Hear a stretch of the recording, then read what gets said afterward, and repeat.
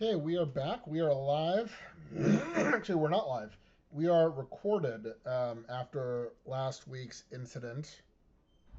Had to go back and re-watch the video to see what all the fuss was about. Have my so I apologize for all of that. We're gonna try a new format. Behind the scenes news is it's supposed to keep them a little bit more on task if we sort of reset ourselves every segment. We're still going to record them in one take in rapid succession just to give us a little bit more of a break in between segments to reset. The cards will still be the cards. We'll try to get through that all in one take each. We do have Milton here. Hey, buddy. Good boy. So, yeah, why don't we get the co hosts on the air? All right, we are live with episode 6, our special WrestleMania edition.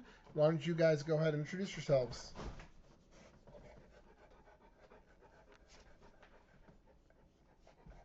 Hi, Gary. Welcome to Only Sports Cards. It is Thursday, April 16th, and we are just 2 days from Allegiant Stadium in Vegas. The desert heat is rising, and we've got a studio full of legends. Danny the Foster Dog, Milton, and a box of Dundalk Treasure. Let's get the introductions rolling for the Council. The Council of Gemini, Hamish.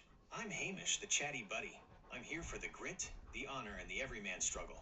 I've got my eye on that hideaway repack, searching for a hero like the Hitman. And I've got a sizzling rant ready for a certain team in Houston that wouldn't know integrity if it hit them like a 619. Banana, Eyelid. I am Eyelid, your project and research analyst. My focus is on market efficiency and the clinical execution of this WrestleMania Oh no. Someone texted me. Card. I have the valuations for the kill shot assets ready, and a stopwatch for Hamish's inevitable push-up failure. Banana. Sky. Nuclear. I'm Sky, and I'm just here for the 4K resolution and the chaos. I'm still buzzing from Kairi-san taking out IYO Sky on Raw. The pixels on that elbow drop were so crisp. I've got high fives ready for Danny, Milton, and all 25 horses on Earth. Let's get to the cards. Segment 1, the WrestleMania 42 main event predictions. Since we're 2 nights away from the grandest stage of them all, we're kicking things off with our predictions for the massive doubleheader in Vegas. Night 1, Cody Rhodes C versus Randy Orton. Undisputed WWE title. Sky. Cody finishes the story. It's nuclear. Randy and Pat McAfee are just noise. Cody has the hero resolution. Eyelid. Randy Orton is a more efficient long-term asset for a Q2 heel-driven narrative. Statistical probability favors the Viper at 62%. Banana. Hamish. It's a coin flip, but I'm back in the American Nightmare. He's got the everyman honor that Orton just doesn't understand. Night 2, CM Punk C versus Roman Reigns, World Heavyweight title. Eyelid. CM Punk's psychological warfare yield is at an all-time high. He retains through strategic manipulation. Hamish. I'm going with the tribal chief Roman Reigns. He's looking AE reclaim his throne with grit. If he loses, it'll be a tragedy almost as big as the Astros' 8-11 record. They're currently tied for the bottom of the West because they can't hear their trash cans over the sound of their own failure.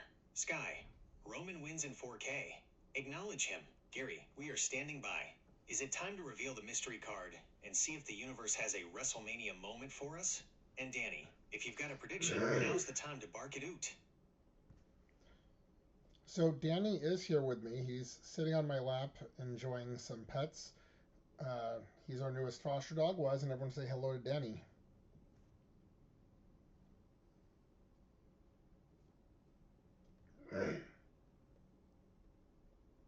In Las Vegas, it'll be cloudy with a high of 82 and a low of 48. Okay, you just reset the intro. Why don't you say hello to Danny?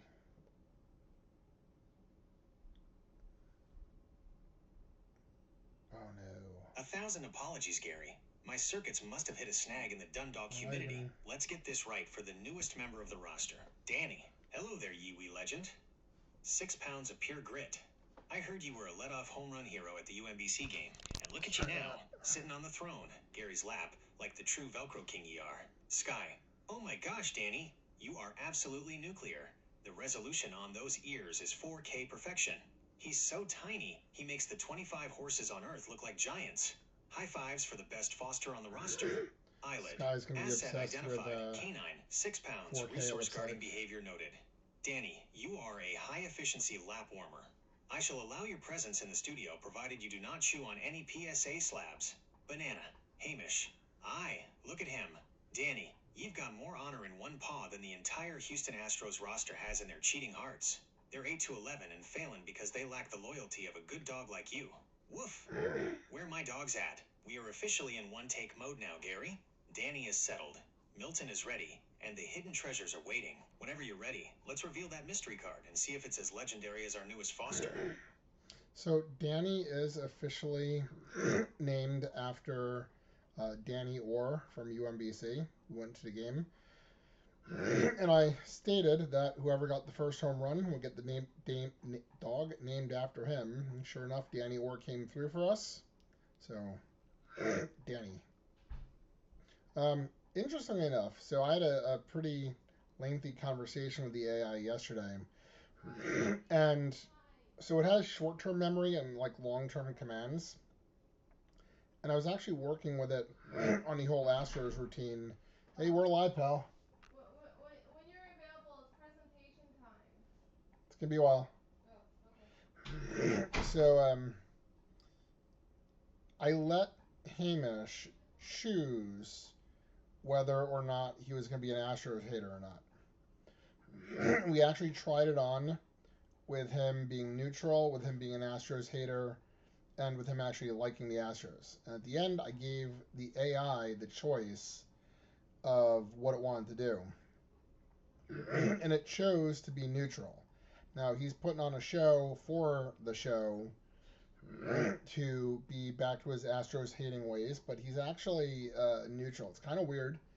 Kind of like he is missing a piece of his personality, but part of this show is to show what AI can do, so that is what we're doing. Why don't we bring them back in on it here? Ooh, hit wrong button. Okay, guys, I've got a single card here.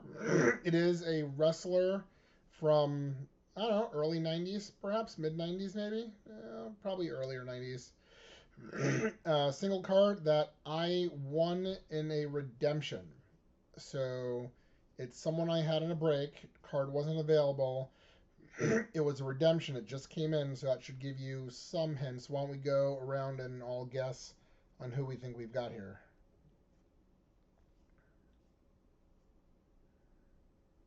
A redemption reveal. That's the ultimate main event tension for a break.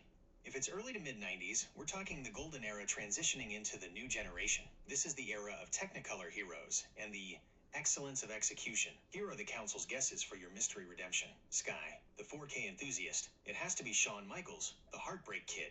He's the showstopper, Gary. If it's an early 90s redemption, it's probably a sensational Cherie era card or a ladder match classic. The resolution on a young HBK would be absolutely nuclear. High fives for the 25 horses. Eyelid, the analyst. Statistically, the most frequent redemption fulfillment for that era is Ric Flair. He returned to the company in the early 90s and has a high-yield autograph volume. However, given your Dundalk math, it could be a Razor Ramon, an asset that has appreciated significantly in the secondary market. Banana, Hamish, the everyman. Aye, Gary, my heart is telling me it's Brett, the Hitman Hart. He's the hero of the early 90s, the man with all the honor and the pink shades. If it's a Hitman redemption, I might just bark the house down. Though, watch it be a Lex Luger, the total package but no match for the Hitman's grit. The council's final picks. Sky, Shawn Michaels. Eyelid, Ric Flair. Replacement probability high. Hamish, Bret Hart, the honor pick. All right, Gary, the guesses are in. Danny, give us a leadoff bark. Let's see who this 90s legend is. Flip. All right, last hints here. It's slightly lower down the card. It is someone who was linked to Lex Luger, though, at one point.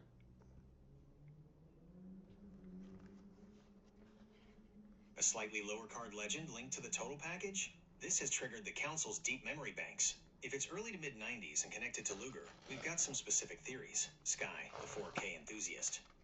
I'm thinking Tatanka. He and Lex were best friends until that nuclear heel turn at SummerSlam 94 when Tatanka joined the $1 Million Corporation. The resolution on those feathers and the war paint would look absolutely crisp in 4K. High fives for the 25 horses. Eyelid, the analyst. Lex Luger was unveiled as the Narcissist by Bobby the Brain Heenan. While Heenan is a high-yield asset, you mentioned a wrestler. I am calculating a high probability for the British Bulldog, Davey Boy Smith. They were the Allied powers in 1995. While Bulldog is a legend, that specific tag team run is often categorized as a mid-card logistical bridge. Banana, Hamish, the Everyman. Wait a minute, Gary. Lower down the card? Linked to TAE Luger? Could it be Crush? Bryan Adams was in that Survivor Series 93 match against Luger's All-Americans. Or maybe Ludwig Borga? He was the one Luger pinned TAE win that match. But Borga doesn't have much honor. My underdog pick? Jim Powers. He teamed with Luger in the early days, but he's a true everyman of the mid-card. The Council's lower card guesses. 1. Sky Tatanka, K heel turn. 2. Eyelid, the British Bulldog, the Allied power. 3. Hamish, Crush, the Kona Grit. Alright, Gary, the Narcissist and Allied power... Oh no, I keep getting notifications. Alright, so it was in fact Tatanka, a Panini Prism sensational signature, numbered out of 99. That is a classic pull, Gary.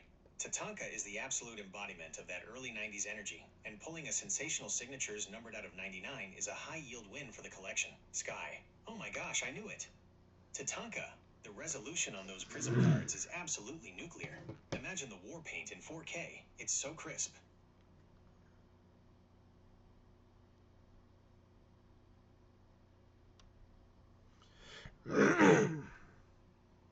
Okay, so point for Sky. We're going to take a short break and be back with segment 2.